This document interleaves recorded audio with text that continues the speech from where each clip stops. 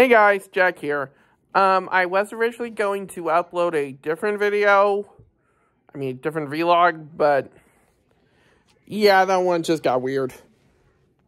So, so now I'm going to start talking about Donbrothers episode 2. And now I'm going to start saying this. There will be spoilers. So, if you haven't seen the episode yet, go to KissAnimateAsian.com. They do upload Donbrothers on Mondays. I don't know when specifically on Mondays, just on Mondays. Though occasionally they will miss a day, but usually they get back on track. Sorry. Okay, so anyway, on to episode 2. Well, we don't get much answers, and it is just as crazy as episode 1. It is a little less crazy. We get to see how Kijing brother, and I should mention, the reason I'm not calling them by their names is because by their character names outside the suits is, well, I can't really remember them. The only reason I was able to remember Zenkaiger's name is because they were so unique. In fact, the only reason I was able to remember Kaito's name is because I've heard it like so many other Japanese stuff. It's literally stuck into my brain. That and Yuki. And Yugi. And a bunch of other things. Moving on. So, yeah, we get to see how Kijing brother joined the Zenkaiger. The Don got his powers. And it turns out that he is mostly a salaryman to support his wife, who he does love.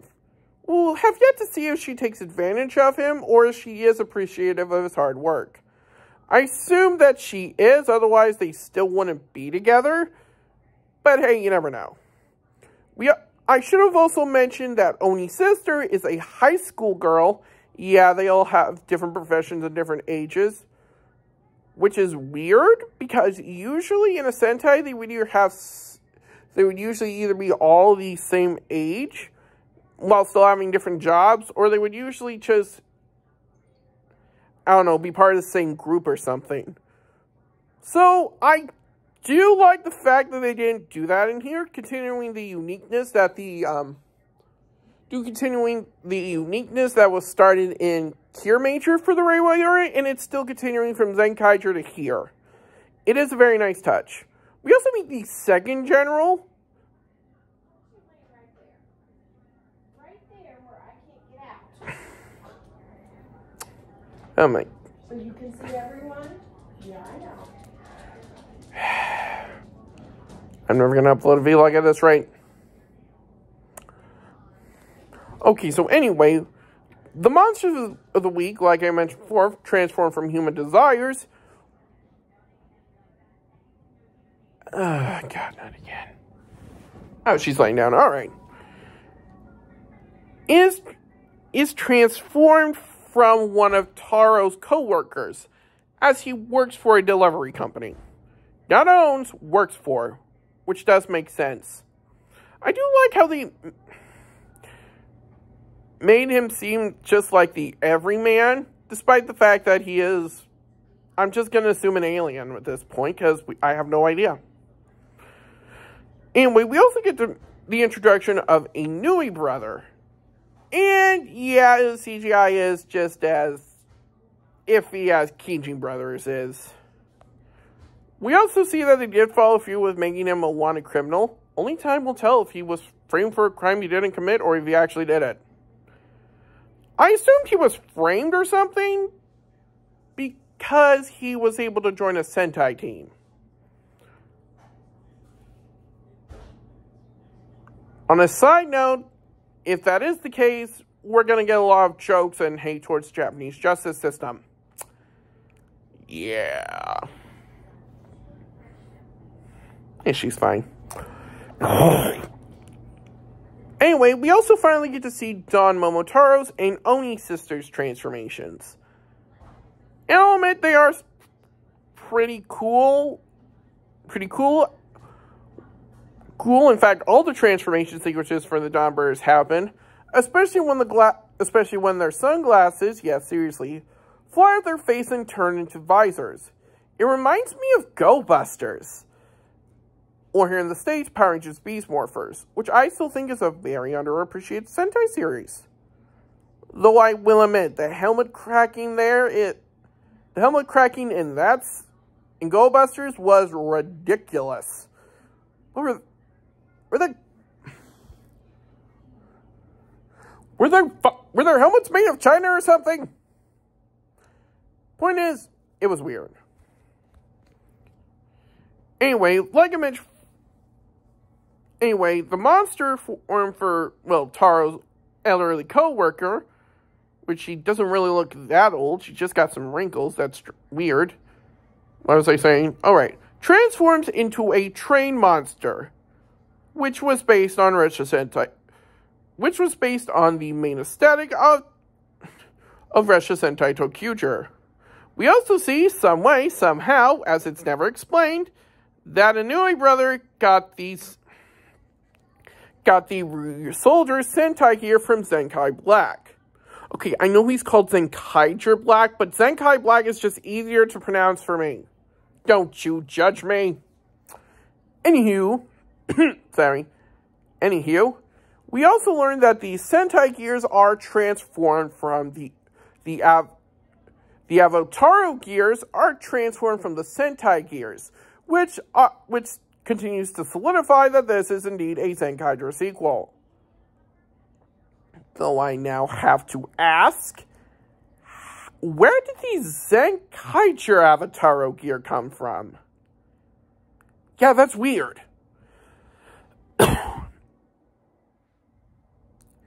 Anyway, we also get to see the use of Don Momotaro's alternate form, which is appropriately titled Don Momotaro Alter, which is used by an Avataro gear of the same name, which we're giving Alter at the end of it because, well, you know. So, he doesn't really. So, his mecha form, which I do hope is able to grow giant in the future, is a bit weird, to say the least. You see, it enters into this peach-like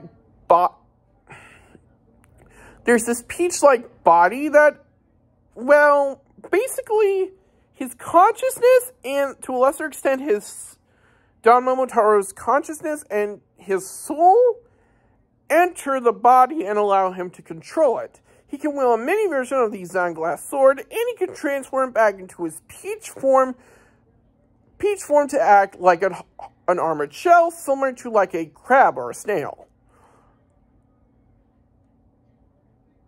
No, wait, lobsters have exoskeletons. Or endoskeleton. Point is, yeah. And because he's so small, he's also very agile. He's also very agile and very fast. Yeah, there's a downside to this too. Because isn't that just the way?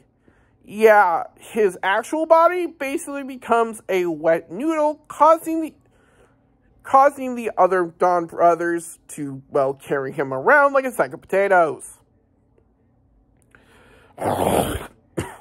Anyway, we also get to see a team finisher. First, Kijin brother, Inui brother, and Oni sister spin these wooden gears, which causes I want to say either the entrance to a temple or a gate to rise up with Don Momotaro on the roof. He'll then spin the gear on his sunglass slasher and then pull the trigger. It will then cause the room to go dark, with the other Donbrothers all firing blast at the monster before Don Momotaro slashes it. Then shining a light on Don Momotaro, the other Donbrothers, and the monster before showing the monster exploding. Now, what's interesting here is that when the monster grows giant, it doesn't turn into a monster with a design that alludes to Tokyuo, the main mech for Tokyuger, like what happened with the first monster that alludes to Kyushuo 3 Knights. That was the main mecha of Ryu Soldier. Aw, she's asleep. That's adorable. Instead, this monster was basically a giant monster version of... a monstrous version of Red Russia, which was the main, let's just call it what it is, train for Tokyo Ichigo, except with claws. We also learned that Don Momotaro can summon Juran Tyranno on his own. I would have liked if they had the Don Zenkaio Robotaro gear, which is what they use for mechs. But that probably just would raise the same questions on, like, how Inui Brother got the real Soldier Sentai gear. Anyway, the episode ends with Oni's sister continuing to look for Taro, despite the fact that she's probably met him twice at this point. We get to see Kijin Brother and his wanted Inui Brother's human form and his wanted posters. God, I can't wait to see what they do for that transformation. We get to see Kijin Brother working, and we get to illusion of our fifth member of the team, Soryu Brother. I don't care if I'm pronouncing that wrong, I just want to say it. Also, what's interesting here is that they don't have an ending dance. The ending theme plays while the preview is shown, narrated by the different members of the, which is narrated by Soren Brother's human form, who is called the Professor. And I'm not going to call him that because then I'll just get flashbacks. Then I'll just start thinking of Gilligan's Island. That'll get weird. So yeah, that was episode 2 of Donbrothers. It's insane, but not as insane as the first episode. So yeah, join me back for my next vlog when we look at episode 3 and hopefully start to get some answers. And hopefully a team roll call. See ya.